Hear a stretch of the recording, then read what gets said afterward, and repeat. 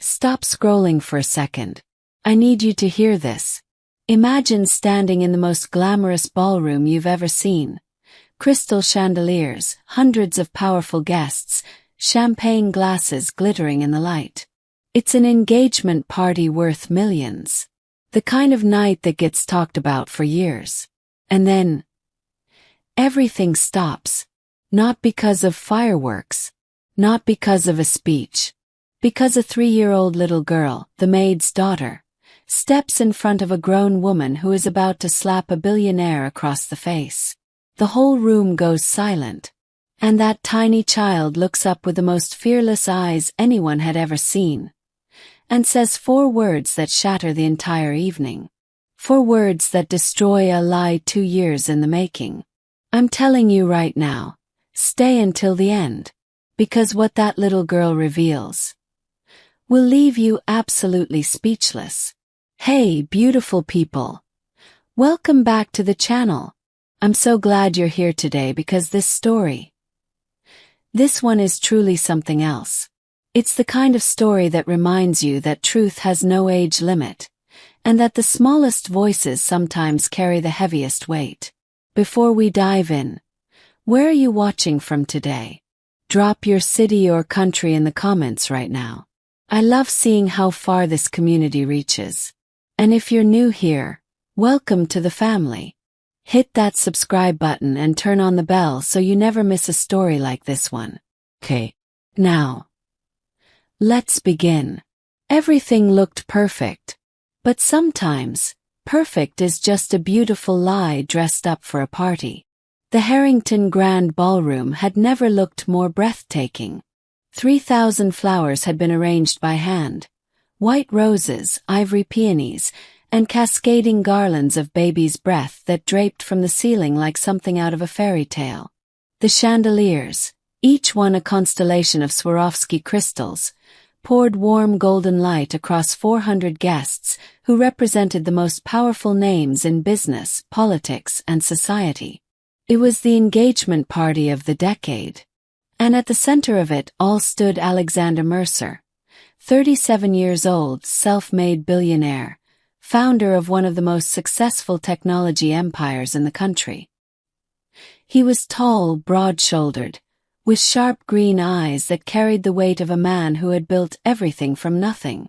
He had grown up poor, painfully poor. The kind of poor where you count the days until rent is due and pray the number lands in your favor. But tonight, he stood in a ballroom he owned, wearing a suit that cost more than his childhood apartment, about to announce his engagement to the woman the world believed was his perfect match. Her name was Victoria Sinclair, 34 years old. Stunning. The kind of woman who entered a room and made every other conversation feel unimportant.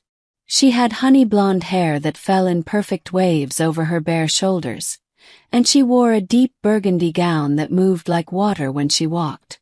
Her smile, practiced, radiant, precisely warm, had graced the covers of lifestyle magazines and charity galas for years. She looked like the answer to every question Alexander had ever asked about love. And Alexander, for all his intelligence, for all the boardrooms he had mastered and negotiations he had won, believed her completely. That was the thing about Alexander Mercer. He was brilliant with numbers, with systems, with strategy. But with people, with the soft, complicated language of the heart, he was quietly, desperately vulnerable. He had spent so many years building walls that when someone finally climbed over them with a smile and a gentle touch, he didn't question it. He simply fell. Now, the guests mingled under the glow of the chandeliers. Waiters moved like ghosts through the crowd, offering champagne and tiny plates of artisan food that most people barely touched because they were too busy being seen. The string quartet in the corner played something soft and classical, and the evening hummed with the electricity of expectation. In the kitchen corridor, almost invisible to the world outside, stood a woman named Clara, 31 years old. Dark-haired, quiet-eyed, with hands that were always doing something useful and a heart that was always carrying something heavy. She had worked as a household maid in the Mercer estate for 3 years. She was not the kind of woman the guests noticed. She was the kind of woman who made sure the guests had everything they needed without ever being acknowledged for it. In her arms was her daughter, Lily, 3 years old, round-cheeked, big dark eyes that seemed to absorb everything around her, a tiny yellow dress with a white collar that Clara had ironed 3 times to get right. Lily was too young to understand engagement parties or billionaires or the complicated game being played just beyond the kitchen doors.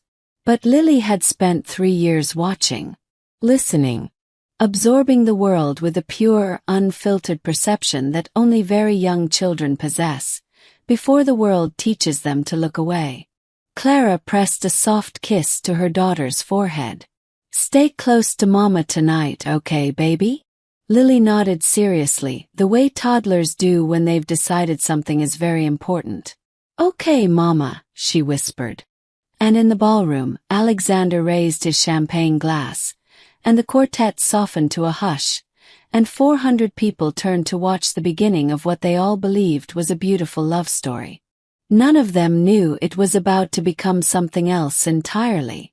What would you have done if you were in that ballroom? Would you have seen through the perfection? Or would you have been just as swept up as everyone else? A perfect surface always hides something. The question is, how long before it breaks? The evening had been running flawlessly for 2 hours before the first crack appeared. It happened quietly, the way most dangerous things do. Alexander had been making his rounds through the crowd, shaking hands and accepting congratulations with the measured warmth of a man who was genuinely happy but slightly overwhelmed by the scale of it all. He had never loved attention. Even his wealth felt private to him, something earned in silence, not celebrated in ballrooms. Victoria, on the other hand, was in her element. She moved through the guests with effortless grace, laughing at the right moments, touching arms affectionately, dropping names with the ease of someone who had spent years curating exactly the right social connections. She was magnetic, powerful, and Alexander watched her from across the room with a quiet sense of awe that he mistook for love. But then he noticed something. It was small, the kind of thing most people would have dismissed in a heartbeat. He overheard Victoria speaking to a man near the far wall, a man he didn't recognize. Broad-built, dark suit, the kind of face that was deliberately forgettable. Their conversation was low, but Alexander, standing only a few feet away behind a pillar with his attention caught mid-sentence, heard 2 words clearly before the music swelled and swallowed the rest. The account. He didn't react. He was a businessman. He knew how to keep his face still when his mind was moving fast. Later, during a quiet moment near the balcony, Alexander mentioned it to Victoria gently, not accusingly, just curiously. He asked her who the man was. And something shifted in Victoria's eyes. It was less than a second, a flicker, the briefest closing of a door behind her expression. And then the smile came back, warm and practiced and perfect. "Just an old family friend, darling," she said, reaching up to straighten his collar with the intimate ease of a woman who owned the gesture. "You worried too much." She kissed his cheek. The guests nearby cooed softly. Alexander let it go. But in the kitchen corridor, something else was happening. Little Lily had grown restless in her mother's arms, the way 3-year-olds inevitably do when the world around them doesn't involve them. Clara had settled her on a small bench near the service entrance with a bread roll and the quiet instruction to stay put while she managed one last round of tray preparation. Lily ate her bread roll. And then, because she was 3 and 3-year-olds are governed entirely by curiosity, she wandered. Not far. Just through a set of heavy service doors that had been propped open, down a short corridor lined with flower arrangements, and into a small anteroom adjacent to the main ballroom. It was a staging area, where staff organized before entering, and it was mostly empty now. Mostly. Two voices drifted from behind a half-closed door. Lily, who did not yet understand that some conversations are not meant to be heard, sat down quietly on the floor beside a large potted fern and listened with the total, innocent attention that children give to the world when the world doesn't know they're watching. She didn't understand all of it. She was 3. But she understood some of it. The way children do. Not the words exactly, but the feeling behind them. The feeling that something was wrong. The feeling she sometimes got when someone was being unkind to her mama. She hugged her knees to her chest. And she remembered. Back in the ballroom, the energy was beginning to shift. The formal portion of the evening was approaching. The moment when Alexander would make his announcement, when Victoria would stand beside him and the photographers would capture everything for the front pages of tomorrow's society columns. Victoria found Alexander near the main stage, reviewing a few final notes with his event coordinator. "We need to move the announcement earlier," she told him quietly, her voice carrying an edge that hadn't been there before. Alexander looked up. "I thought we agreed on 9 o'clock. I'd like to do it now." Her voice was still soft, but the softness had a hardness underneath it, like velvet over stone. "Victoria, the timing was set for a reason. Several of our most important guests haven't arrived yet." "Alexander." Her smile tightened. "I'm telling you what I'd like." He looked at her for a moment, really looked at her, and again that faint instinct stirred.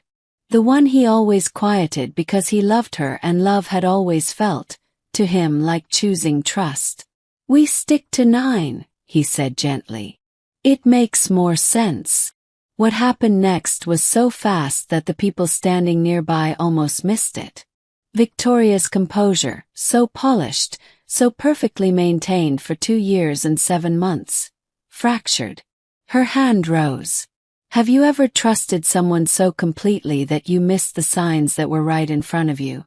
Have you ever loved someone who wasn't who they seemed? Sometimes truth doesn't arrive with a thunderclap. Sometimes it arrives on tiny feet, wearing a yellow dress. Time seemed to slow down in that moment. 400 guests. Crystal chandeliers. The soft weeping of string instruments. And Victoria Sinclair's hand rising through the air in a sharp, furious arc aimed directly at Alexander Mercer's face. The nearest guests froze. A woman gasped. Someone's champagne glass tilted dangerously. And then, a small figure moved. Nobody could quite explain how it happened so fast.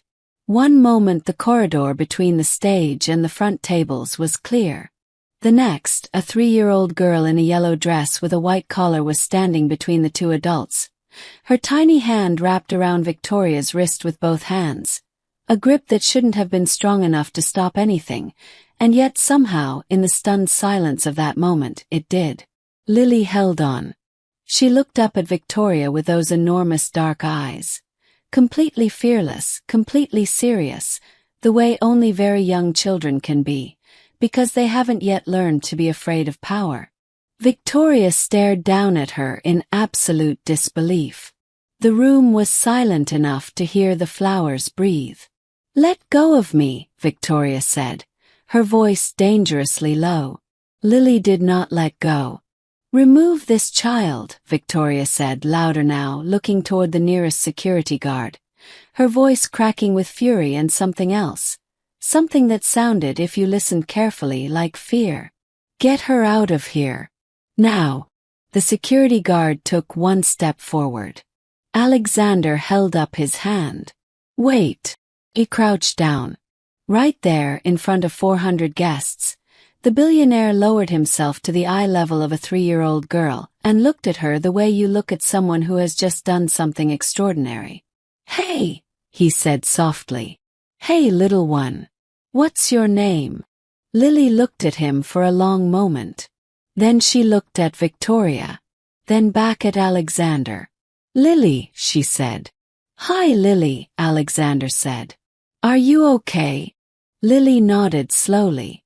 Then she tightened her grip on Victoria's wrist, which she had still not released, and said very clearly, in the perfectly earnest voice of a child who does not yet know how to be anything other than honest, "Don't let her fool you." The words fell into the silence like stones into still water. Ripples spread outward through the crowd. Victoria made a sound that was half laugh, half fury. "This is ridiculous. He's a toddler. She's the maid's child. Someone get Clara and take this." "Victoria." Alexander's voice was quiet.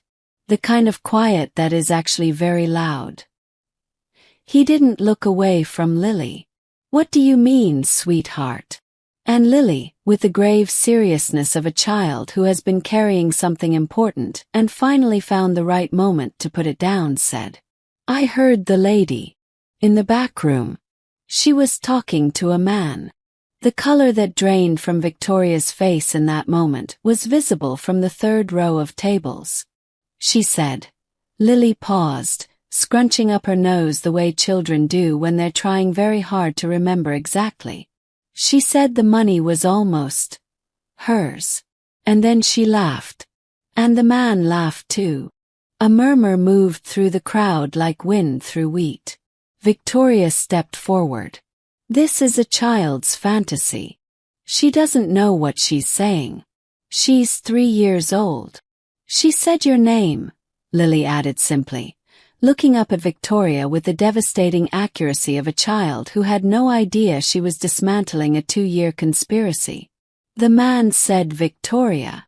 And she said, another nose scrunch. He doesn't know. And then she said, he never will." The silence that followed was the loudest thing in the room. Alexander slowly stood up. He turned to look at Victoria. And this time the look on his face was different. The warmth was still there. But behind it, the machinery of a brilliant, analytical mind had begun to move. Quietly. Precisely. "Who was the man you were speaking to tonight?" he asked. "Alexander, I already told you. The man near the east wall, Victoria. In the dark suit. Who is he?" Victoria's jaw tightened. "Family friend. I'm not going to stand here and be interrogated by you because a toddler." "His name is Daniel Voss," said a voice from the crowd. Everyone turned. A man near the back had spoken, silver-haired 70s, with the quiet authority of someone who has spent decades in boardrooms. He was Robert Ashby, Alexander's godfather, and one of the few people in the room who had privately worried about Victoria from the beginning. "Daniel Voss," Robert repeated, standing slowly, "is a private financial consultant. He specializes in asset transfer strategies. I recognized him when he arrived." I didn't say anything because I assumed you knew Alexander. I assumed you'd hired him." The implication of those words moved through the room like electricity. Alexander had not hired him. Can you feel the moment everything changes? That suspended second when a person realizes the ground beneath them is not what they thought it was. The truth, once it starts moving, does not stop for anyone. What followed was not a single dramatic confession. It was something quieter, and in many ways far more devastating. It was the systematic unraveling of a carefully constructed lie, thread by thread, in front of 400 witnesses. Alexander did not shout. He did not rage. He went still. And in the years that people who were present that night would describe the evening to others, this was the detail they always remembered first. That Alexander Mercer went very, very still. Like a man who has just realized he is standing in the middle of something much larger than he understood, and has decided that his only weapon now is absolute clarity. "Get me Marcus," he said quietly to his head of security. Marcus, the head of Alexander's personal security team, a former intelligence professional who had worked for him for 9 years, was at his side in less than a minute. "The man who arrived tonight." dark suit, east wall. Daniel Voss. I need everything you have on him in the next 10 minutes. Marcus nodded once and was gone. Victoria had been watching all of this with the expression of someone who is very good at calculating odds and has just realized the numbers are shifting against them. She pivoted. She had always been extraordinary at pivoting. Alexander. She stepped forward, reaching for his arm with both hands, her voice dropping into the intimate register she used when she wanted to close the distance between them. Listen to me. I know how this looks. I know what you're thinking. But you have to trust me. You know me. Tell me about the account, Alexander said. Victoria went still. The account, he repeated. 2 weeks ago. I was going to surprise you. I had drafted the paperwork to add your name to the Mercer Private Trust. My attorney called to finalize the details. He mentioned something unusual, a pre-existing beneficiary clause that he didn't recognize, one that hadn't been in the original documents. His voice remained level, almost gentle. I meant to ask you about it. I got distracted. We had the trip to Milan. And I told myself it was nothing. Was it nothing, Victoria? The question hung in the air. And for the first time that evening, for perhaps the first time in 2 years and 7 months, Victoria Sinclair had nothing to say. The silence was its own answer. From the doorway of the kitchen corridor, Clara appeared. Having realized with dawning horror that her daughter had wandered into the center of something enormous. She pushed gently through the edge of the crowd, her eyes wide, her hands shaking slightly. She stopped when she saw Lily standing beside Alexander. Lily, who noticed her mother, immediately reached back with one small hand. Alexander saw the gesture and stepped aside. Clara rushed forward and swept her daughter up, holding her close. I'm so sorry, Clara whispered, tears already forming. I'm so sorry, Mr. Mercer. She wandered off and I didn't. She shouldn't have. She's okay, Alexander said quietly. And then, looking at the little girl in her mother's arms. She's more than okay. Lily, now secure against her mother's shoulder, looked at Alexander with those serious dark eyes and said, with the simple finality of a child who believes she has done a necessary thing. I told him, Mama. Clara looked at her daughter, then at Alexander, then at the expression on Victoria's face. And Clara, who had spent 3 years being quiet, invisible, useful, took a slow breath. Mr. Mercer, she said carefully, there's something I should have told you before tonight. I was afraid. I was afraid of losing my position, afraid no one would believe me. Her voice trembled slightly. 3 days ago I was cleaning the east study.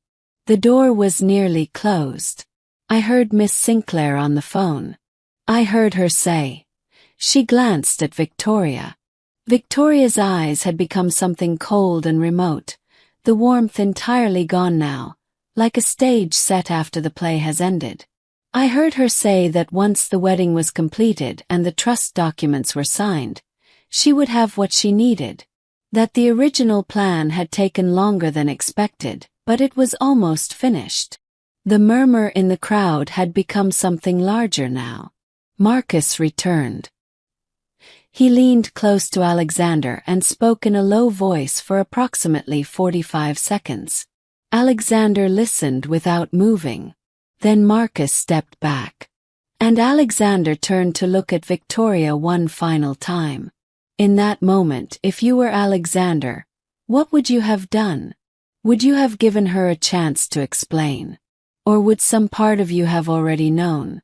Sometimes the most painful discoveries aren't the big dramatic revelations. They're the small quiet details that prove someone never saw you as a person at all. What Marcus had uncovered in 10 minutes, using contacts and databases that most people don't know exist, was not complicated. It was, in fact, heartbreakingly simple. Daniel Voss had been hired 8 months earlier. Not by Alexander. By an LLC, a shell company, that traced back through 2 layers of corporate registration to a trust account in Victoria Sinclair's name. The service he had been engaged to perform was a specialized one. The quiet, legal restructuring of beneficiary rights within a private wealth trust. The kind of adjustment that, once a marriage certificate existed, would be extremely difficult to contest. Victoria had not fallen in love with Alexander Mercer. She had identified him. The way a professional identifies a target, patiently, methodically, with a kind of long-game thinking that Alexander himself used in business and had, in this one devastating instance, completely failed to apply to his own life. She had researched him for months before their first meeting. She had engineered the meeting, a charity gala where she had known he would be present, where she had positioned herself in precisely the right place to appear spontaneous. She had studied his personality, his loyalty, his discomfort with vulnerability, his deep private longing for a partnership that felt real in a world where so much felt transactional. She had become exactly what he needed. For 2 years and 7 months, she had been extraordinary at it. Alexander stood in the center of that glittering ballroom, 400 people watching, and absorbed all of this. He did not fall apart. That was the thing about Alexander Mercer. He had grown up with nothing. He had faced losses that would have broken other people. He knew how to absorb pain and stay standing. But the people watching closely, the people who knew him, saw something happen in his eyes in that moment. Something that had nothing to do with the money or the legal exposure or the elegant machinery of the betrayal. What they saw was a man realizing that the warmth he had felt for 2 years and 7 months had been reflected back at him from a mirror. That there had been no one standing behind it. That he had been, in the most clinical sense, alone the entire time. It lasted only a moment. Then he straightened. "Victoria," he said, and his voice was so calm it was almost peaceful. "I think it's time for you to leave." Victoria had made her calculations. She had weighed her options in the last few minutes with the speed of someone who has always had contingency plans. She tried one more. She turned to the crowd, to the 400 witnesses, the cameras, the social columnists who would write the narrative of this night, and her face reconstructed itself into something wounded and beautiful. "I love him," she said, and she said it with such conviction that several people in the crowd felt a moment of doubt. "I know how this appears, but I love him. And whatever you think you found, whatever you think this is, you're wrong. I have spent 2 years giving everything to this relationship. And now, because of a child's misunderstanding and a security report put together in 10 minutes, you're going to throw that away." She was good. She was extraordinary. But there was one thing she hadn't accounted for. Lily was still watching. The 3-year-old, secure in her mother's arms, had been observing Victoria's speech with the total focused attention she gave to things she was trying to understand. And now, in the silence that followed Victoria's words, Lily turned to her mother with a small, puzzled frown. "Mama," she whispered, not quietly enough, "why is the lady sad face but not sad?" In the language of adults, what Lily had just described was, her emotional presentation does not match her internal state. In the language of a 3-year-old, it was simply an observation. But it was the truest thing said in that room all evening. A few people in the front rows heard it. A few people started laughing, not cruelly, but with a helpless release of people who have just watched a child accidentally summarize an entire situation in 9 words. And Victoria's mask, the one she had been so extraordinary at maintaining, finally completely slipped. What replaced it was not sadness. It was not love. It was cold, precise fury. And every single person in that room saw it. Have you ever watched someone's real face appear from behind the one they'd been wearing? How did it feel to see what was underneath? After everything falls away, the lies, the performance, the carefully arranged perfection, What's left is what was always real. Security escorted Victoria Sinclair from the Harrington Grand Ballroom at 9:17 p.m. She left without another word. The calculations had run out, the contingencies had been exhausted, and Victoria was, above all else, a pragmatist. She understood when a position was no longer tenable. She did not look back. The ballroom, 400 of the most powerful people in the city, stood in a silence that lasted a long, suspended moment. Then, gradually, the murmur of conversation returned. Not the elegant, champagne-soft murmuring of before. Something rawer, more honest. The sound of people processing something real. Alexander stood near the stage, his hand resting lightly on the back of a chair, and for a moment he simply breathed. Robert Ashby moved through the crowd and put a hand on his shoulder. Said nothing, just stood there. The way old friends do when they understand that words are insufficient. Then Alexander did something that no one in that room expected. He turned around and walked to Clara. Clara, who was still holding Lily, who had tears tracking silently down her face. Not from grief but from the particular exhaustion of someone who has been afraid for a long time and has just, finally, been allowed to put the fear down. "Clara," Alexander said. "Mr. Mercer, I'm so sorry. I should have said something sooner. I was afraid." "You said it when it mattered," he said. And then gently, "You both did." He looked at Lily. Lily looked back at him with those enormous, serious, entirely unintimidated eyes. "You were very brave tonight," Alexander said quietly. Lily considered this with the gravity it deserved. Then she patted his cheek, the way toddlers do, without ceremony, with the complete confidence of someone who has decided a person is worth comforting. "It's okay," she said. "Don't be sad." Something shifted in Alexander's face. Something that had been very tight became very slightly less so. "Thank you, Lily," he said. In the weeks that followed, the investigation into Victoria Sinclair and Daniel Voss revealed the full architecture of what had been planned. The legal exposure was significant. The story became, quietly, the kind of thing that circulates in certain professional circles as a cautionary tale about the spaces where personal trust and financial vulnerability intersect. Alexander did not speak to the press. He did what he had always done when something was painful. He worked. He rebuilt his internal walls, not out of bitterness, but out of the careful self-preservation of someone who has learned an expensive lesson and intends to carry it wisely. But some things changed. He restructured his household staff benefits, quietly, without announcement.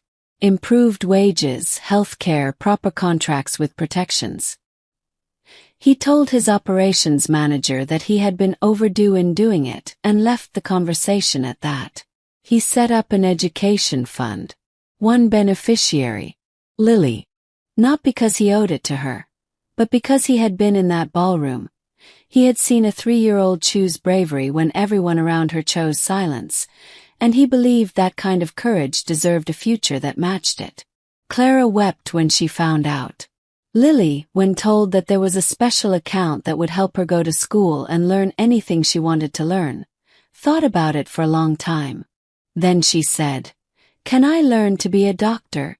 So I can help Mama's back." Clara's back had been hurting for a year. She hadn't told anyone. Hadn't felt she had the right to mention it. Her 3-year-old had noticed. Had always noticed. This is what stayed with the people who were present that night. Not the scandal, not the legal story, not the glittering wreckage of a 2-year deception. What stayed was the image of a tiny girl in a yellow dress stepping into the space between a raised hand and an unsuspecting man. Not because she understood the stakes. Not because she was trying to be heroic. Simply because she saw something wrong, and she was not yet old enough to have learned the habit of looking away. We spend so much of our lives learning to look away. We learn it so gradually, so naturally that we stop noticing we're doing it. We tell ourselves it's not our business, that we might be wrong, that we have too much to lose, that someone else will speak up, that the timing is wrong. A 3-year-old girl has not learned any of that yet. And because she hadn't, because she still lived in a world where something wrong simply needed to be made right, where the solution was as obvious as reaching out your hand, she saved a man from the biggest mistake of his life. Here is the question I want you to sit with tonight. When was the last time you saw something wrong and said nothing? And what would have happened for yourself or for someone else if you had been just a little more like Lily? If this story moved you, if it made you feel something, then don't let it just scroll past. Hit that like button. Takes 1 second and it tells me that stories like this matter to you. Speech balloon, leave a comment. I want to know, what part of this story hit you the hardest? Was it Lily stepping forward? Was it the moment Alexander crouched down to her level? Was it the education fund? Tell me below. Subscribe and turn on the bell, because I promise you, every story on this channel is crafted with this same heart. You don't want to miss what's coming next. And if you know someone who needs to hear a story about courage today, share this with them. You never know who needs the reminder that the smallest voice can carry the biggest truth. Until next time, take care of each other.